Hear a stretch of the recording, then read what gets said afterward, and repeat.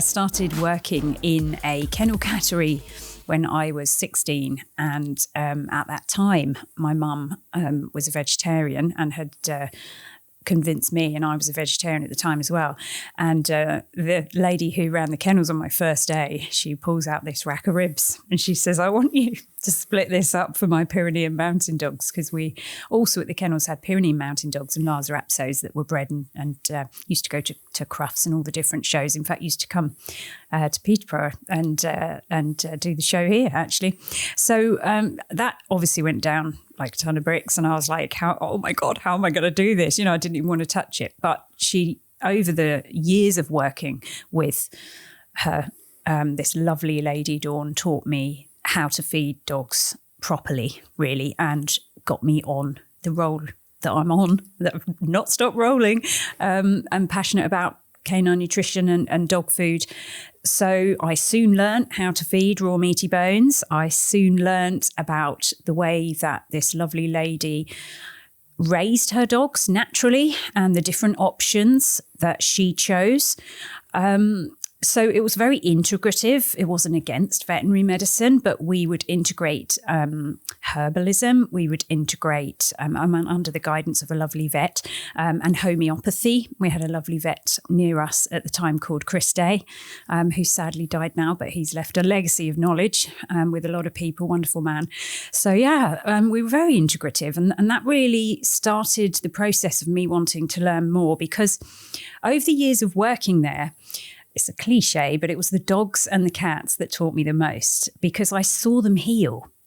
And I would see them heal on things like homeopathy, where they had been on traditional veterinary care initially, maybe several times. So for instance, like allergies, classic one, a lot of the time they'll come up at spring. So with it being a kennel cattery that people would go on holiday or business trips or whatever, and they'd come into us, we saw these animals regularly. So one year we'd see them and they'd have the steroids. The next year they'd have a different veterinary med.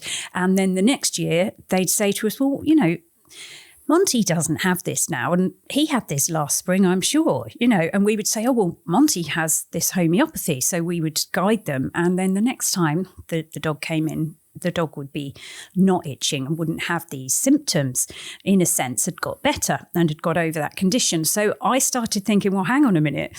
I'm literally seeing the ones that have the natural options get better and the ones that don't continuously every year having the same ailments. So these are the kind of things that I witnessed and observed. So in my own way, it was like a bit of a science data collection. Never wrote any of it down, of course, but I have so many stories. I often think I could write a book about the stories. We had if you don't mind me ranting on about it. We had a lovely greyhound. I never forget her, because she was one of the few greyhounds that I've met that wasn't an ex-racer. So she wasn't a rescue greyhound.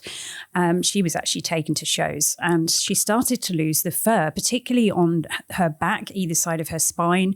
And anyway, they had all sorts of treatments. And this dog didn't come in that often, to be fair.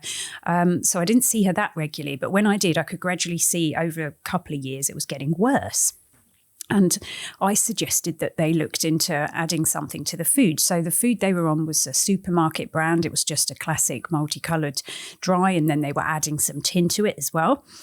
So I suggested that they added some supplements. And at the time I was big into green